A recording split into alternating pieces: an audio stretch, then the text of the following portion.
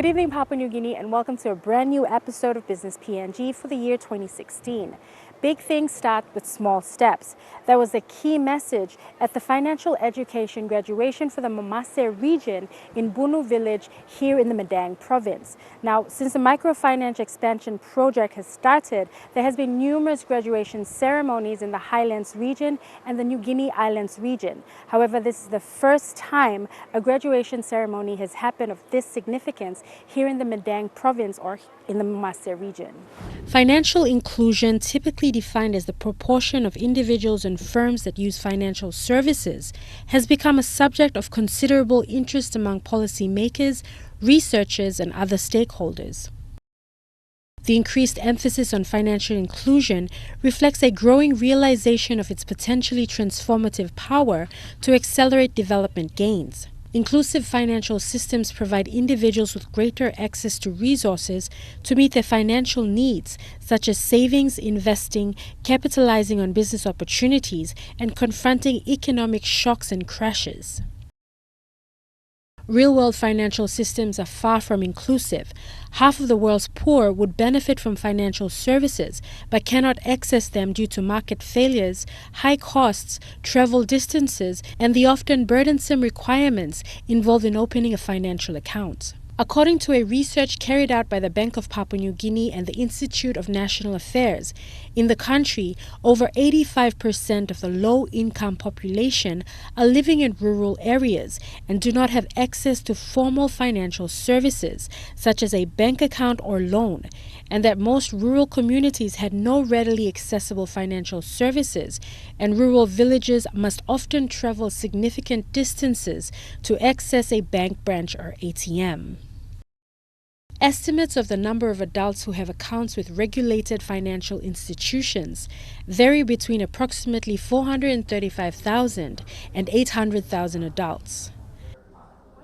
The same report found that women are significantly less involved in all aspects of household financial management and are significantly more likely to be financially excluded compared to men, calling for greater investment in financial literacy programs targeted specifically to women. This is obviously a great cause for concern and has resulted in financial inclusion being a development priority for the government of the day. Expanding financial inclusion and enhancing financial literacy have been incorporated in key national plans, the Development Strategic Plan 2010 to 2030 and Vision 2050. Said national plans have identified financial inclusion as a priority action area to facilitate the development of the informal economy in the country.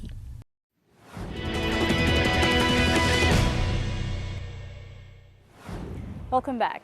The Microfinance Expansion Project targets mainly the population in the rural areas of the country and has already impacted thousands of lives. The classes serve to teach the students savings and investing, thus contributing to the country's economy.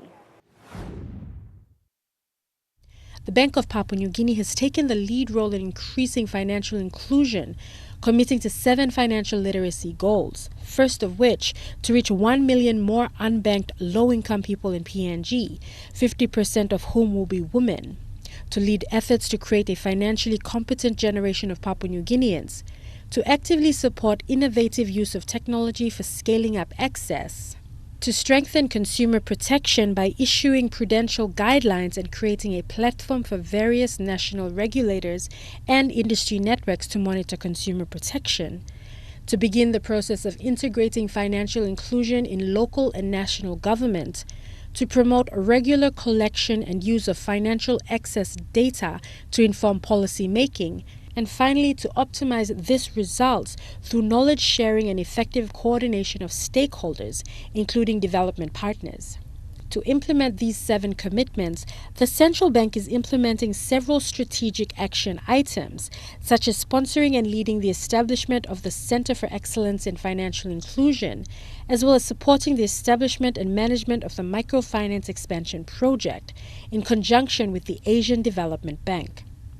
The project targets mainly the population in the rural areas of the country and has already impacted thousands of lives. Last week alone, at the Momase Region Financial Education graduation in Madang, more than 3,000 participants graduated from the program, most of which were mothers from nearby villages.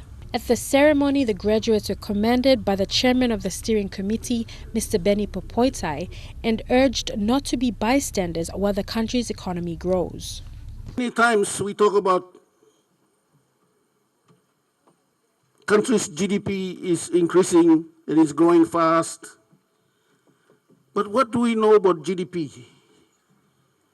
Country gonna go past. But if you are not able to take advantage of opportunities that are given to you, Governor a working on the road or bridge is creating an opportunity, low spin-off, low projects. If you are not able to take advantage of that opportunity, the rest of the world is flying past you. Na you see now need lo diwa na ilug lo ko balus go, sipi go, kari go. Na misi now yet need long, coconut stop. So we're trying to change that mentality. You cannot sit there and watch the rest of the PNG, rest of the world go. You move with it. And this financial education about savings and deposits is a basic preamble to making it sure that whenever opportunities come your way, you take advantage of that opportunity and build yourself a life that you can be happy about. What are you going to do now that you got this education? You are empowered to make the right decisions now. Change your life. Change the way you do things. Think about tomorrow. Think about the time Lorraine win long tomorrow, tomorrow, next year, and year after that. Also, important decisions you must make. Talk long growth low GDP it's good for the country, but for the individuals that matter is what we are here for. Individuals, how you can be able to take advantage of this growth in GDP. Some of the time, yes, GDP can grow, but how it filters down to every individual is something else. Yes, the landowners have benefits. What about the rest of the country? Rest of the country needs these tools that you've been taught to be able to look after ourselves. As a major sponsor of the project, a representative from Australia's Department of Foreign Affairs and Trade, formerly AUSAID, shared on Australia's interest to help stimulate PNG's economy. The Australian government is very happy to be involved with this particular project because it focuses on inclusive economic growth. So giving everyone an opportunity to be involved. This project here today is the project that I am really excited about. This one is the project that has the potential to make a difference for many people in the Madang province. From the typical Madang family right through to the small produce seller at your local market. I'm particularly inspired by the potential this project has also for empowering the women of PNG. The Australian government is convinced that encouraging the economic empowerment of women will benefit all Papua New Guineans through their families.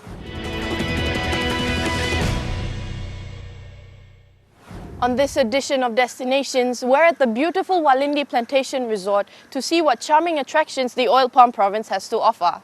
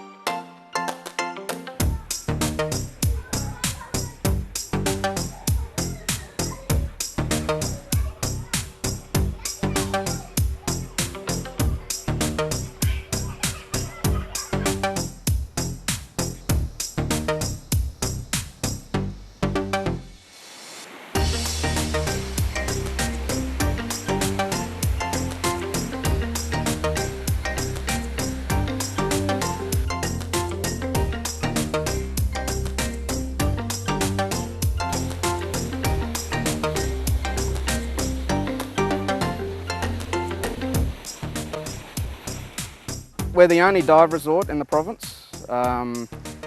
We're located 20 minutes out of town, Kimbe town, so it's nice, it's quiet, it's secluded. It's a place you can come and just relax. That's what it's all about here. We have a very strong focus on customer service, so we're very strong believers in that, and we excel with that. We get a lot of international tourists from around the world, and they're all coming here for the scuba diving, mainly, yeah. Our main focus is the scuba diving. That's what we're famous for. That's the Kimbe Bay is some of the most pristine, healthy coral reefs you will see left on the planet. And it's not just here, there's excellent reefs all around Papua New Guinea, and that's what they're coming here for. You've got well-travelled, mostly mature age market travellers coming. They've been everywhere around the world. They want to see something new, they want to see something different. And Papua New Guinea is sort of on that wish list, and when they get a bit older and when they can afford it, they come out here and they absolutely love it. And we get a lot of repeat clients. Apart from that, we've also got land-based tours that we do. We work with local communities. We've got, the Hot River, which I think you'll get to see. That's a great one. That's heated by the volcano, about 38 degrees Celsius, so it's like a natural spa. Do some red paint with the mud, and we've got a volcano here. The whole island's got a lot of active volcanoes, but you can hike up it about 3 hours up to get up to the top. We've also got World War II history. Down at Talasia, we've got a couple of World War II plane wrecks that you can visit on land. A few other things, village, you can go into the village and guests can go and interact with the villagers and learn how they live and get to experience all that as well.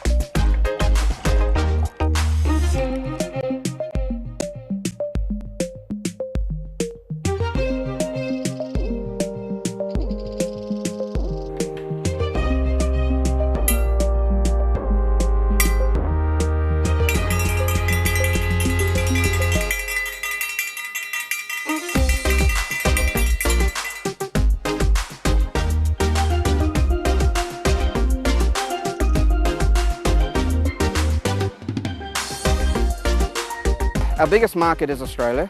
It's so close, followed by Japanese. So we get a lot of Japanese here, and Europeans, Americans, all over the world. We get people from all over the world. So Walindi, Kimbe Bay has an excellent reputation in the diving community. We're starting to see a bit more Chinese as well interest. I mean, we're talking very low numbers at this stage, but there can definitely be a lot more growth in the Chinese market. We're also not just about diving, we also do a lot in bird watching. So we get, then that's a mostly European and American market. They travel all around the country, bird watching. They also come to New Britain because we have New Britain endemic species that are only found on the island. And that's becoming quite a major part of our business as well. I guess challenges, just like any other business in PNG, operating costs are a big factor. Logistics can be very difficult, trying to get parts. We have a lot of specialist equipment with the diving, so trying to maintain that at international standards. We get a lot of, we courier in a lot of parts. We're off-grid, there's no power out here from Kimbe. We're totally off-grid, we're totally self-sufficient. In a way that works, and in a way it's a challenge, but we have all our own maintenance. We have our own carpentry, our own mechanics, our own electricians. So we do everything ourselves on site. So we're running on generators. That's obviously a big factor, but what we've done to help reduce that cost is we switch the generators off late at night, 11 o'clock at night, turn them back on in the morning. But in the meantime, every room has a 24-hour battery bank. So that runs the power, that runs the fan. So it's also eco-friendly.